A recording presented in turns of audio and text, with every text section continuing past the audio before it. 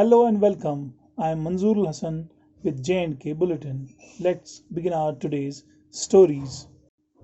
First, the encounter news from Srinagar. Some Srinagar localities are tense after the death of a woman during the encounter between security forces and militants in the wee hours on Thursday. The encounter started in Batmalu area of Srinagar at midnight between militants and a joint party of CRPF and J&K police. The gunfight concluded in the morning with the killing of three local militants belonging to militant group Hizbul Mujahideen. According to the police, a woman was also killed during early exchange of fire between militants and security forces, while two CRPF personnel, including a commandant level officer, got seriously injured. However, the family of the deceased woman accused police of killing her in target fire, which police outrightly rejected.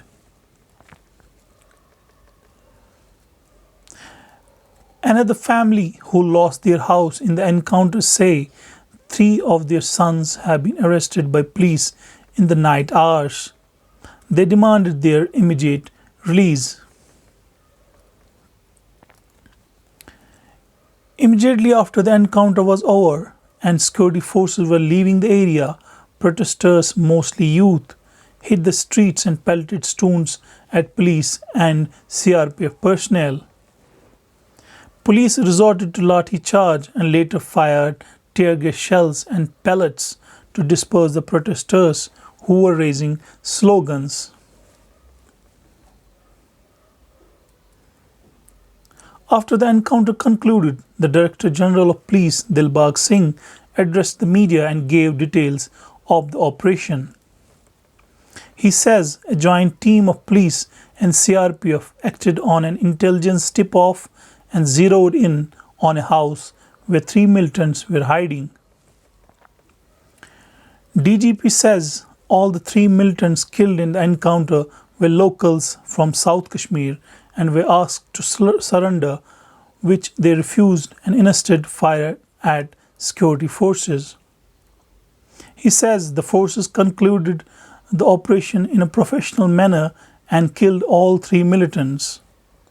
He said a CRPF officer and the soldier also sustained injury in the initial exchange of firing, while as a civilian woman was caught in the crossfire and lost her life. Singh termed her killing as unfortunate and expressed sympathy with the bereaved family. He also claimed that arms and ammunition were also recovered from the encounter site. आप लोग जानते हैं कि जो जहाँ का अपना जम्मू और कश्मीर के हालात हैं, इसके चलते जगह जगह पर एंगेजमेंट्स ऑपरेशनल जो हैं वो जारी हैं। आज भी ऐसा ही एक ऑपरेशन बटमालू के एरिया में श्रीनगर सिटी में हुआ, जिसमें 3 दहशतगर्द मारे गए। दुख की बात यह है कि हम लोग जब ऑपरेशन लॉन्च ही कर रहे थे सुबह, very early in the morning, कुछ 3 बजे के आसपास, उसी वक्त हमारी पार्टी फायर के नीचे आई और अनफॉर्चुनेटली उस फायर के दौरान एक हमारे डिप्टी कमांडेंट सीआरपी की तरफ से, जो सीआरपी टीम को केओटी को लीड कर रहे थे, उनको गोलियां लगी, जख्मी हैं, बेस हॉस्पिटल में हैं। और साथ ही एक महिला कौंसल रियाज जो उस वक्त उसी स्पॉट पे थी, उसको भी एक्सचेंज ऑफ फायर के दौरान गोली लगी और अनफॉर्चुनेटली उसकी डेथ भी हो गई। हमें बड़ा दुख है इस बात का कि एक सिविलियन की जान इसमें जाया हुई। बड़े लंबे अरसे से ऑपरेशंस बड़े साफ़ सुथरे चल रहे थे, मगर सिटी के हालात के चलते शायद ये अनफॉर्चुनेट वाक़ा जो है औरत की डेथ का भी इसमें पेश आया। We are running a local baker shop. I was leaving for work at around 4 a.m. when I saw a contingent of security forces on the road.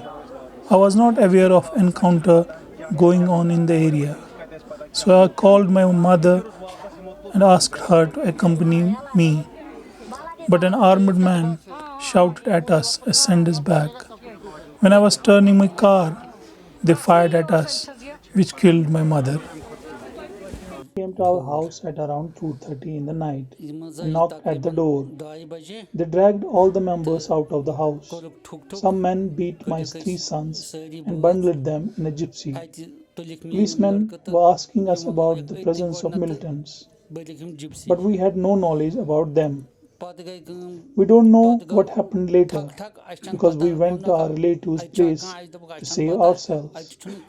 And when we came in the morning, our house was burned and completely damaged.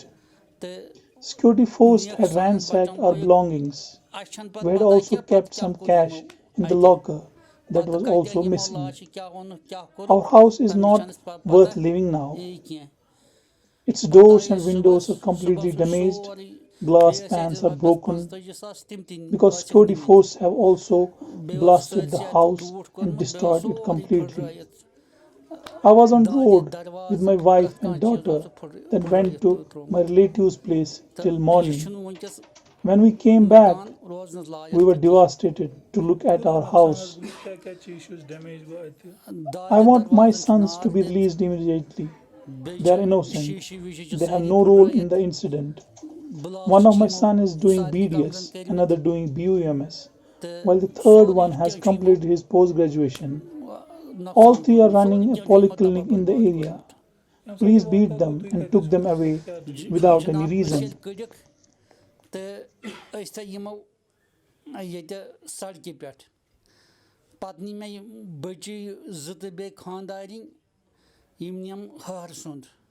Dobi mala. Pata tsiet nine tati bihit, yitis kalas yeti poch draw.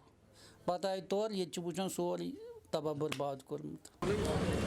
Presently, I am at Batmalu area of Srinagar where encounter just concluded between security forces and militants, in which 3 militants were killed and a woman was also injured. Later, she succumbed to the injuries, and one security forces, as per the last reports come, encounter had concluded, and there were 4 casualties, and one security force personnel was also injured.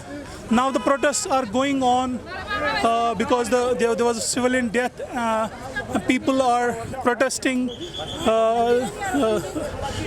about this issue. So it's after many months that encounter took place in middle of the Srinagar city. And one casualty also there. That's why there's a protest and stone pelting going on in the area. And the police used tear gas, and police has resorted to tear gas shelling and pellet gun firing also to disperse the protesters. Now the COVID news. Jammu and Kashmir on Thursday reported 1,467 new COVID cases, which took the overall tally of the infection to nearly 60,000. As per the government's media bulletin, 682 cases were reported in Kashmir, while Jammu division reported 785 infections, out of which Jammu district alone reported 210 cases. As per the government data, there are 20,239 active COVID cases in Jammu and Kashmir, while 38,521 patients have recovered so far from the disease. Now some political news. Jammu and Kashmir government on Thursday released 3 members of People's Democratic Party, including the senior party leader and former minister Naeem Akhtar, from house detention. The leaders remained under preventive detention since August 5 last year, when the Government of India abrogated Article 370 and divided the erstwhile J&K state into 2 union territories. Akhtar Gupta announced his release in a tweet and said that he was informed today that he is free to move now. The authorities also released two former MLAs of the party, Mohammad Yusuf Butt and Ijaz Ahmad Mir, from house detention, making it three leaders of the party releasing today. After remaining in detention for more than 13 months, authorities have informed them that they are free to move out and their detention has been revoked. Several leaders, including the former Chief Minister of J&K, were detained by the government on August 5 last year and were later released, while PDP President Mehbooba Mufti continued to remain under house detention at her Gupkar residence. This was all in our today's J&K Bulletin. Bye for now. Subscribe now and press the bell icon. Never miss an update.